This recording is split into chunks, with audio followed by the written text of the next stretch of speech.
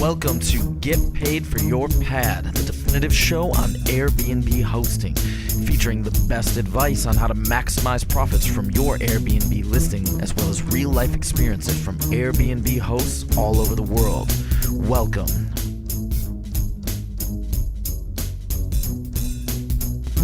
Get paid for your pad. Get paid for your pad. Get paid for your pad. Get paid for your pad. Get paid for your pad. Get paid for your pad. This episode is brought to you by Hostfully, a company that helps you make beautiful guidebooks for your listing. Make your own at hostfully.com/pad. And as a special for Get Paid for Your Pad listeners, you'll get a free guidebook consultation after you make your guidebook. Hey everybody, welcome to another episode of Get Paid for Your Pad. I am here in Las Vegas and I'm actually recording this live with a fairly new Airbnb host who's gone through the whole process of getting the legal permits for Airbnb hosting in Las Vegas. And it was a pretty complicated process. So I'm really excited to hear what it entailed. So Dillon, welcome to the show. Hey, thank you very much.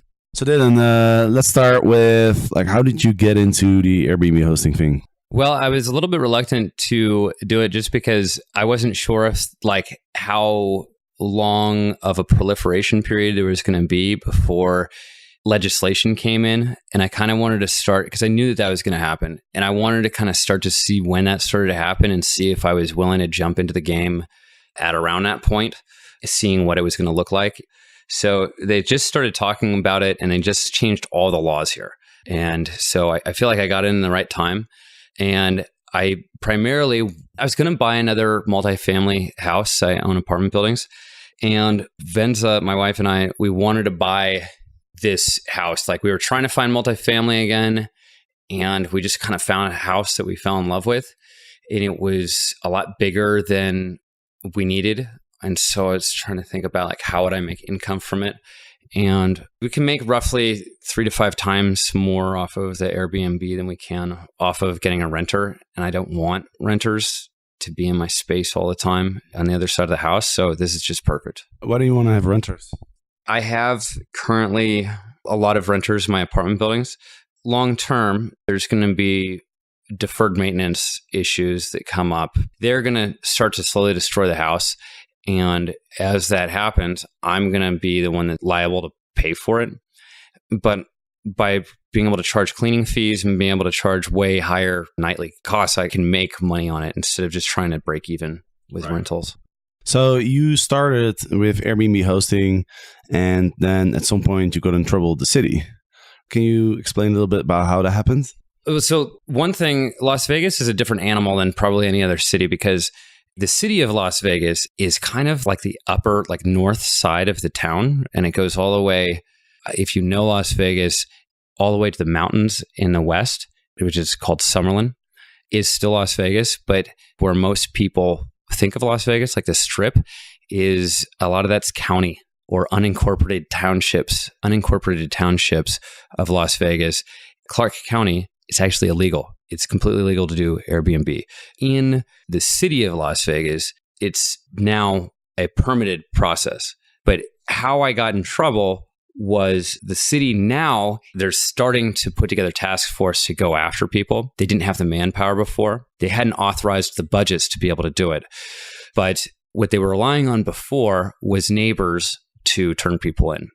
And when the code enforcement guy came over to give me the paperwork that I got in trouble, he was a really cool guy. And we actually talked for about an hour. And I was like, hey, how did you guys find me? And he was like, because I didn't have my address. And I kind of thought about that. There was no address on there and no super identifying pictures. But he's like, look, I got a stack of 15 of these today. He's like, what it looks like is somebody went on Airbnb and tried to, in this neighborhood and put together their own list, and then they put them all in at the same time anonymously. This could be other Airbnb profiles, maybe that don't want to share the market with a bunch of people. Kill competition. It could be. And I'll tell you because at this point, I've got With the 7 months that I went through this process and the lost rents that I could have had if I had rented out just to a regular renter, which would be like $1,000 or $1,500 a month, and the thousands of dollars that I have into the permitting process, I figure I'm into it $10,000. And so when you have other people that are into it 10 grand, and they're seeing a bunch of fly by night people just trying to do this without getting the permits, they might turn people in. Yeah. And I didn't think that was a thing earlier, but now that I've gone through the process, I could see why, I don't want to turn people in, but I could see why other people in my position might want to. Right, because you feel like I went through this whole process to do it legally, and then you see other people doing it illegally, and you kind of feel like, well, you guys should go through the process as well. Not just that they should go through the process, but by them not going through the process, they're lowering the market rate. And so it's costing. It's like I had to pay for going through the legal process. I'm 10 grand behind, and I can't make my 10 grand back because all these people are swamping the market with their illegal places. Did you get fined, by the way? No, the first one is a warning. So the first one's a warning, and then they are finding all of these ways to fine you. So they can fine you for noise violations, lack of business license, lack of getting the permit. And when they stack all these up, if they really want to hit you hard, it ends up being about $2 grand a day. Wow. And so first you get a warning, and I'm assuming you were told to stop hosting immediately. Did you have guests at the time? Did you have to cancel like a reservation? It was a cease and desist. By the way, when I got in trouble, it was before they changed all the laws. So I think that they might be moving towards being able to charge you right away. But when I did it, they gave us a cease and desist, and I had 10 days to come into compliance. I didn't have a guest at the moment. They did want me to cancel everybody that I had in the future. And that costs $50 for each booking that you cancel. Damages your reputation too, right? It didn't damage our reputation, I don't think, because I think we snoozed our profile. So I don't think anybody can give us feedback when it's snoozed. Because I think if you cancel a reservation, don't you get that review where it says the host canceled the reservation X amount of days before the stay? That didn't show up on your profile? I don't think so. I don't know. Maybe there was some way around it. My wife actually manages our Airbnb profile, so it's not my expertise. So let's talk about the whole process of getting the permit. That's kind of the topic of this podcast for other people who are here in Vegas and they're thinking about doing Airbnb, or even for people in other cities, because what we've seen over the last few years is that other cities tend to kind of copy the regulations and the process from other places. So what's happening here in Vegas could also be happening in other places in the future. So can you explain what the whole process was? You already mentioned it took 7 months. Sounds like a long time, but I'm curious to hear, how it works. The big law changes that they just had. And by the way, I thought when I heard that this had happened, I thought for sure this is the hotels, right? The hotels don't want to compete, and they're the ones that are behind this. And as far as I can tell, the hotels don't care. We are small fish. It's the neighbors. It's the small communities that don't want to have big partiers. And in particularly, where it all started was there's this neighborhood called the Scotch 80s, which is just south of where we're at. And it's all these nice mansions, and it's not a gated community. And because of that, they had a bunch of people buy properties in there and start doing this. And it's basically the people that built Las Vegas. It's all the, older, super rich people that run stuff. And they were like, this is just totally unacceptable because they've been living there for 30 years with being in a really nice, quiet neighborhood. Now there's all these parties that are going on because people are renting out these party houses.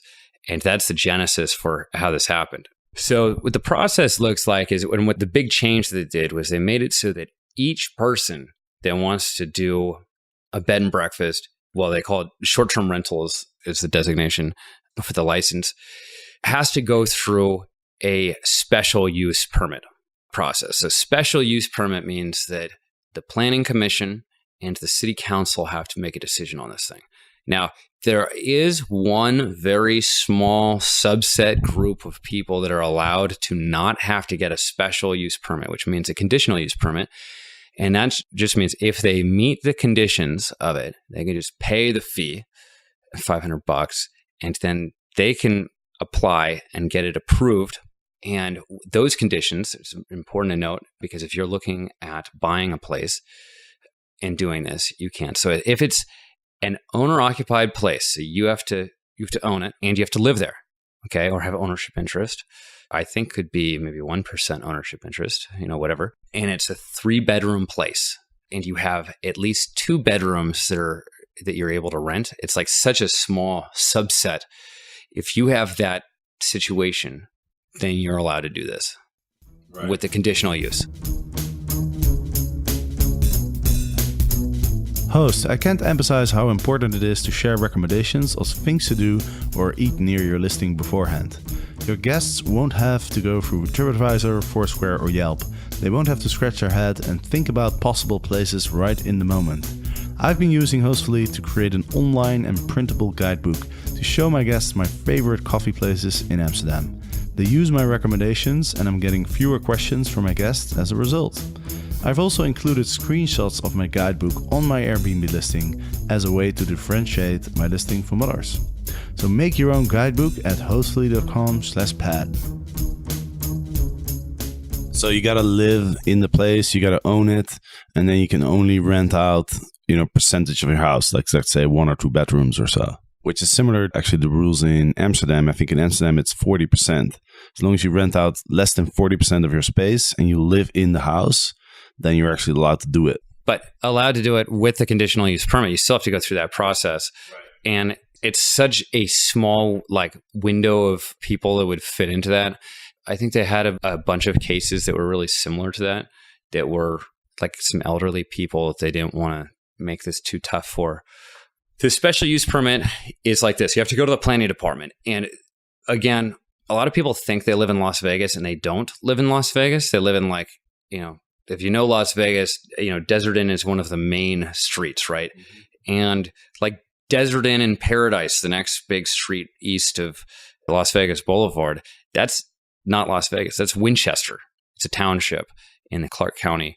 You go a couple miles north of the Strip and bam, you're in North Las Vegas, which is a different township. So Las Vegas is, the main government body here, but it's a lot of people actually think they live in Las Vegas, but don't. So if you live in Las Vegas, which you can pull up an actual city map, you'll be able to find out. But it is where a lot of the population is located here. If you're in Las Vegas, you go to the planning department here.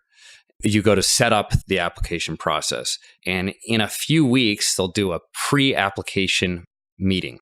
They want to kind of go over the process with you and tell you how difficult it is. At this point, you'll need to have your architectural drawings. And if you do these on your own, you might not be taken seriously. I got an architect to do the drawings for me. She's reasonable. And I'll make sure that you guys have my contact information at the end of this. If you want to reach out to her, she's great. You have to have your plan together then. And then after that, the next step is the planning commission. So it's a televised thing. And you've got these 6 planning commissioners that preside over this, huge hearing, and you have to wait 6 weeks or 2 months or so. And then you have this meeting and they pretty much deny you. It's for a special use permit, you're asking for something that's outside the normal use. So what happens is planning department looks at it and says, this doesn't fit within something that we can give a conditional use permit for. So we recommend denial. And then Planning Commission in general is going to go with denial as well, which is what I've seen over and over and over again. And then you have the ability to appeal for $500 and have the city council look at it. If you're serious about this, you should meet with your commissioner. So you have to figure out which ward you're in. Yeah, you can call the city. Jasper's laughing because it's ridiculous. It's this is so involved. So you have to figure out which ward you're in, which is which section of the city. There's 6 wards. And if you're in Ward 1, which is the city councilwoman, Lois Tarkanian, for the previous 4 years, she's never, ever accepted a special use permit for this. So that's a tough one. That's where the Scotch 80s is. That's a tough one to get this in. But so if you meet with your commissioner ahead of time, which is a good idea, you might be able to get them to not deny you in the first thing, and then you'll go on to the city council. But a lot of times, I got denied at the planning commission. And then I appealed and had to wait another about 2 months to be able to go in front of the city council. And to do that, I was really committed to making this happen, and I want to learn about it. So I wrote extensive letters and met with every city council person that I could and wrote the mayor. I figured out who the toughest people were on this by checking out like who was in charge of recreating these new laws that they just put out. And it was my Ward 5, Ricky Barlow, councilman, Lois Tarkanian, which is Ward 1, and then I think it's Ward 3 is Bob Coffin. And those three were kind of spearheading this thing. And so I focused my efforts on meeting with them because I knew that it's only a 7-person committee. So if I could get a good portion of them, then I thought I'd get it. So I actually got, everybody said yeah, but I really did my homework and I put together a plan. And then it wasn't a great plan at first, but as I met with the city council people, I kept on asking, like, how could I make this plan better? And they kept on giving me more recommendations and, oh, you should see how this person does it or call this person or call them. And I just kept on doing it. And I've got so many hours in this thing. I finally kind of figured out a plan that really worked. Part of it is you have to get them on board. And then the other part is if you don't get your neighbors on board, forget it. Because your neighbors, especially the ones that are closest to you, have the biggest ability to shoot you down.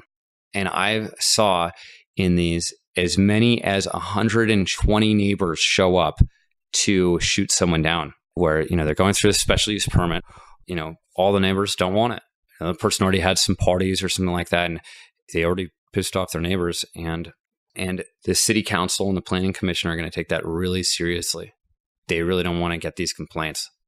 And that's why they just increased all these fines, because they want to be able to shut people down right away. And those fines are like unavoidable. It's not like you can like lease your house to some entity that you own and then let the entity get the fine or something like that. They're going to lean up your house. They're going to get that money. Just to be clear, you were talking about the different parts of the city and the different neighborhoods, and you're talking about Vegas versus North Las Vegas and Winchester. Like, you are located in the city of Las Vegas, right?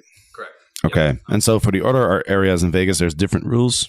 Yeah. Well, for all of the unincorporated townships and the county, which is basically pretty much everywhere else, it's illegal. There's no ability to do it whatsoever. And then in North Las Vegas, which is a different city, that one, it's illegal as well. So pretty much everywhere except for Las Vegas, the city, it's illegal. Right. And it doesn't matter where you're renting out a entire space or a shared space or just one bedroom. It doesn't matter. It's just illegal. That's it. Yeah. So short-term rental is less than 30 days is how they define it. Wow, there's some pretty strict regulations over here. I'm kind of surprised because this is, I mean, obviously Vegas is a place where a lot of tourists come here. It's kind of an understatement. It's probably one of the biggest tourist destinations in the US, I'd say. Oh, yeah, certainly. So you would think that in a place like this, where you see that many visitors, that they would make it a little bit easier. I mean, the process that you just explained sounds completely ridiculous to me. Yeah. Well, you know, what's interesting is that, like, Las Vegas, its history is like, there was nothing here. And then, you know, it became kind of a gambling capital because there's a bunch of kind of like mobsters, you know, but then what they ended up doing was becoming legitimate. And the way they became legitimate is they started to be involved with government. And so we have a huge element of that. As far as I've heard, that crime families are involved in the government. But people that I met in the city council, I would like to say, were all really amazing, very nice people, and didn't get that feeling from them at all. I have heard something about, like, we have road work when we don't need to have road work because the mob runs that or something, and they just continuously do road work. Oh, yeah. So they can make the money. So if I were to summarize this whole process of getting the permit, it took you about 7 months. And if you do the application, you pretty much get denied by default. And then what you have to do is you have to appeal. And it sounds like you kind of just have to make friends with, you know, the people that vote. Is that fair to say? Yeah. Yeah, I definitely think that getting their advice and having good relationships with your neighbors and be ready to spend a couple $1,000s and go through it. It was 7 months for me because I had to go to the 2 city council meetings. We went to the first one because they just changed the laws like that day. They didn't want to vote on it for some reason, so they wanted me to come to the next meeting, which was 2 months later. So it should have been like maybe more of a 5 months process, but it ended up being 7. And now you have the permit, and it's valid for how many years? Once you have the special use permit, it stays with the property forever. Oh, so that would increase the value of your house, I would think. Oh, yeah. Yeah, it's really cool. That's one thing. If you end up getting the conditional use permit, you have to re-get it every year, and they could deny you every year. I think that that's going to be something that's big. I think that if people know how to do this here, like I know people that are super crushing it with Airbnb, and there are definitely some untapped areas that are really close to places that people want to stay. Now that I've got this one, I'd like to buy some more places around here and keep doing it. And how's the actual Airbnb hosting going? You started a couple weeks ago, right? Yeah, it's really good. It's kind of like figuring out how to do the price point. But if we let Airbnb just price it for us, we're just getting bookings left and right. It's like I have it on my wife's phone. I just hear it, ding and ding and ding throughout the day. Awesome, man. Really good information. And for the people who are listening, if you're interested in doing Airbnb hosting in Vegas, make sure to reach out to Dillon. He's mentioned that he's willing to help out and guide other people through the process. So we'll put your contact details in the show notes. Man, I've never heard of such a difficult process, but I think what's really cool is that you didn't take no for an answer the first time, and you kind of just stuck in there and make it happen. And I think that's pretty cool. Yeah. Thank you. Yeah, so I'm definitely down. If someone wants me to help them go through the process and talk to some of these people and use some of the relationships that I already have, I'm willing to do that. And good luck to everybody. All right, Dillon. Well, thanks a lot for your time. And all the listeners, thanks for listening. I hope you enjoyed this episode. And of course, on Friday, we're back with another episode, a news episode. And I just wanted to mention that I've recently published in the audiobook of Get Paid for Your Pad and been getting some really good feedback.